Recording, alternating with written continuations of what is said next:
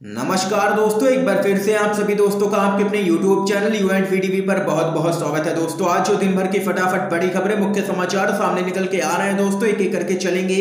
तमाम बेहद बड़ी खबरें आगे इसी वीडियो में जानेंगे।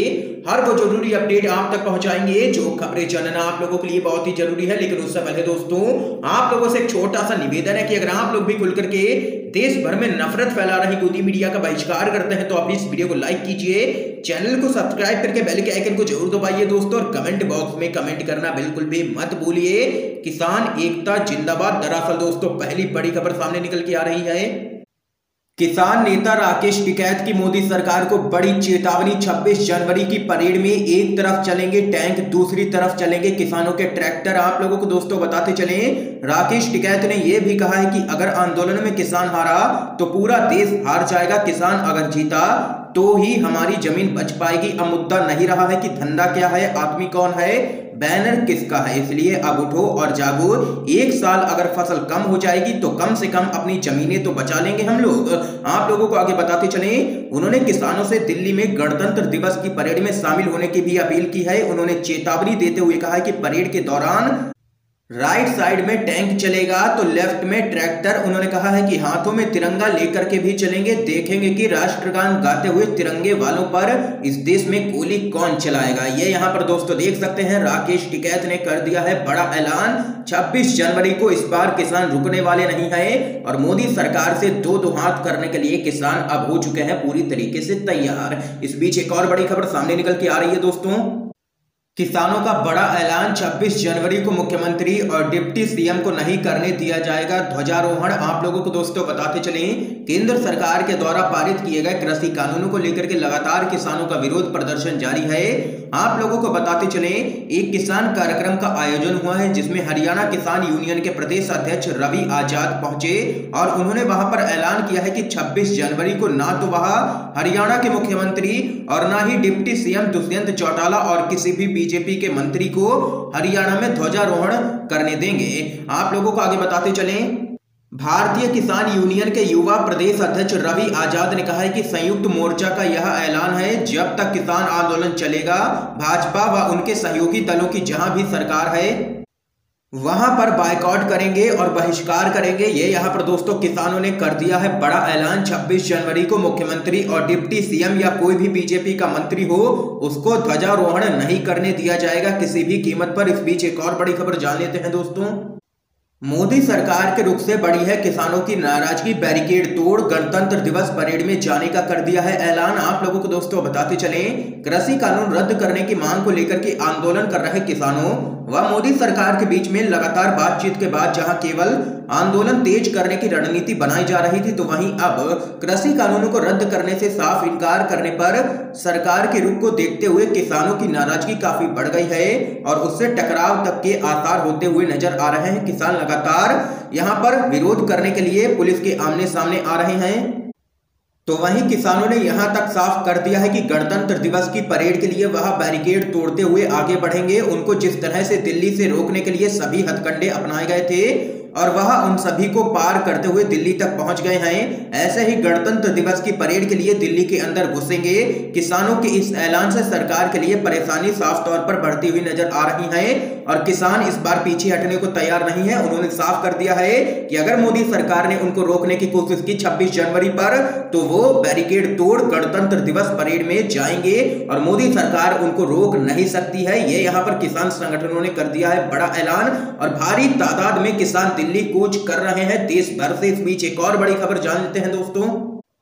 आरएलपी के नेता बेनीवाल का बड़ा बयान, कहा किसान आंदोलन भाजपा को 2 सीट पर लाकर के छोड़ेगा। आप लोगों को दोस्तों बताते चले, राष्ट्रीय लोकतांत्रिक पार्टी यानी कि आरएलपी के संयोजक एवं नागौर से सांसद हनुमान बेनीवाल ने भारतीय जनता पार्टी के नेताओं के किसान आंदोलन पर दिए गए बयानों पर पलटवार करते हुए कहा है कि यह आंदोलन भाजपा को 2 सीट पर लाकर के ही छोड़ेगा।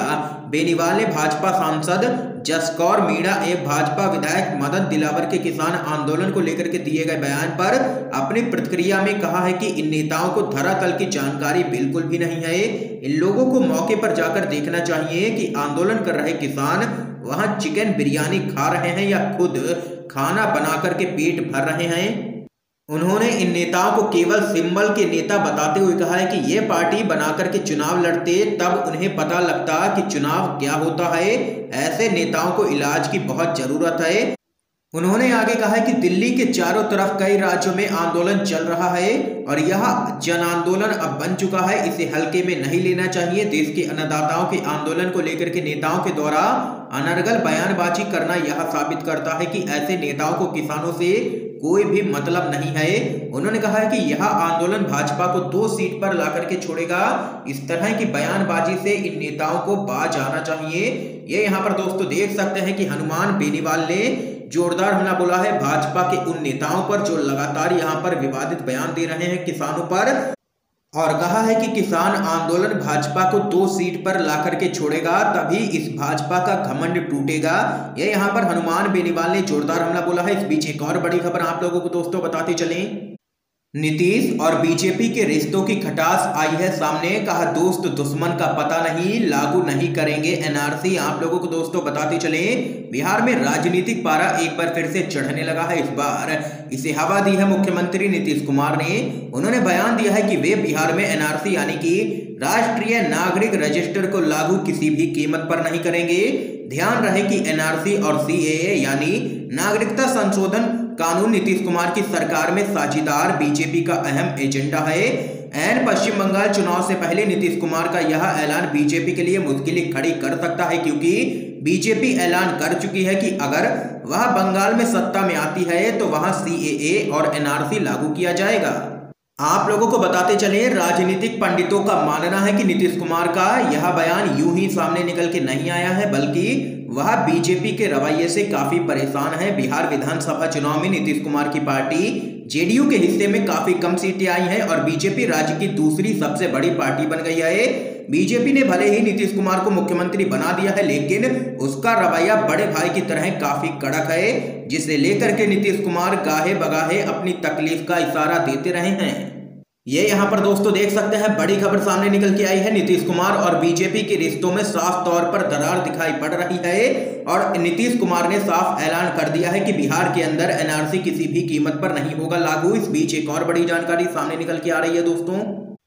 हरियाणा कृषि कानूनों के फायदे बताने वाले थे मनोहर लाल खट्टर, किसानों ने पहले ही तोड़ डाला मंच। जी हाँ दोस्तों, आप लोगों को बताते चले हरियाणा के करनाल जिले के कैमला गांव में प्रदेश के मुख्यमंत्री मनोहर लाल खट्टर केंद्र सरकार के कृषि कानूनों के फायदे बताने के लिए रैली करने वाले थे, लेकिन इससे पहले ही प्रदर्शनकारी किसानों ने खट्टर के कार्यक्रम स्थल पर पूरी तरीके से तोड़फोड़ मचा दी, क्योंकि किसानों के बीच में इस समय बीजेपी को लेकर के काफी गुस्सा है।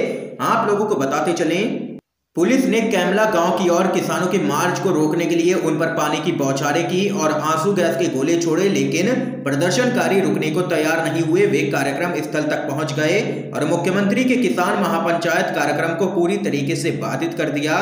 जानकारी के मुताबिक किसान प्रदर्शनकारियों ने मंच को पूरी तरीके से क्षतिग्रस्त कर दिया। कुर्सियां, मेज और गमले तक तोड़ डाले, क्योंकि इस समय काफी गुस्सा देखने को मिल रहा है किसानों में। बीजेपी को लेकर के किसान पहले ही ऐलान कर चुके हैं कि वो बीजेपी के नेताओं का पूरी तरीके से बहिष्कार करेंगे और यहां पर मनोहर लाल खट्टर का किया है किसानों ने जबरदस्त तरीके से विरोध। इस बीच एक और बड़ी खबर सामने निकल के आ रही है दोस्तों। शिवराज के करीबी डॉक्टर पर कसा है शिकंजा, मुख्यमंत्री की बढ़ सकती है परेशानी। आप लोगों को बताते चले मध्य प्रदेश के मुख्यमंत्री शिवराज सिंह चौहान की परेशानियां कम होने का नाम नहीं ले रही हैं। व्यापम कांड का जिन्न फिर बाहर आ गया है। मध्य प्रदेश में करोड़ों रुपए के व्यापम घोटाले से जुड़े एक मामले में सीबीआई ने 60 आरोपियों के खिलाफ ग्वालियर की एक विशेष अदालत में आरोप पत्र दाखिल किया है। जिन 60 लोगों को आरोपी बनाया गया है उसमें भोपाल के चिरायू अस्पताल के मालिक डॉक्टर अजय गोयनका का नाम भी है, जो शिवराज सिंह के काफी करीबी माने जाते हैं। आप लोगों को बताते चलें डॉक्टर अजय गोयनका का नाम पहले भी व्यापम कांड से आ चुका है। पहले इनकी गिरफ्तारी भी हो चुकी है। फिलहाल वे जमानत पर चल रहे हैं। शिवराज सिंह चौहान को हाल ही में जब कोरोना संक्रमण हुआ था तो भोपाल में एम्स व हमीदिया अस्पताल होने के बावजूद वे इसी अस्पताल में जाकर के भर्ती हुए थे। तो वहीं एक और बड़ी खबर आप लोगों को दोस्तों बताते चलें। नीतीश कुमार पर जमकर के बरसे हैं तेजस्वी यादव, कहा वह नेता नहीं है, ब्लैकमेलर हैं, खुद के लिए करते हैं काम। आप लोगों को बताते चले महागठबंधन के नेताओं की राबड़ी देवी के आवास पर एक बैठक बुलाई गई। किसानों की मांगों के समर्थन में मानव श्रृंखला बनाने का ऐलान किया गया है। इस बैठक के बाद नेता प्रतिपक्ष तेजस्वी यादव ने बैठक के बाद कहा है कि किसानों के समर्थन में महागठबंधन 30 जनवरी को मानव श्रृंखला बनाएगा और यह श्रृंखला पंचायत तक जुड़ेगा। उन्होंने कहा है कि बिहार और केंद्र सरकार किसानों की दुश्मन बनी हुई है, लेकिन महागठबंधन किसानों के साथ है। इस मौके पर तेजस्वी यादव ने यह भी कहा है कि बिहार विधानसभा अगर पारंपरिक तरीके से नहीं चल रहा है तो वहां मुख्यमंत्री नीतीश कुमार और बिहार के उप मुख्यमंत्री तारकिशोर प्रसाद और रेणु कुशवाहा के आवास का घेराव भी करेंगे। तो वहीं तेजस्वी यादव ने आगे कहा है कि कृषि बिल का विरोध करने वाले 60 से भी ज्यादा किसान शहीद हो चुके हैं, लेकिन ना तो केंद्र सरकार और ना ही नीतीश सरकार को किसानों से कोई भी लेना देना है। बिहार के किसान सस्ते दाम पर धान बेचने को मजबूर हैं। एमएसपी पर धान की खरीद नहीं हो रही है। सरकार किसानों को और कंगाल बना रही है दिन पर दिन।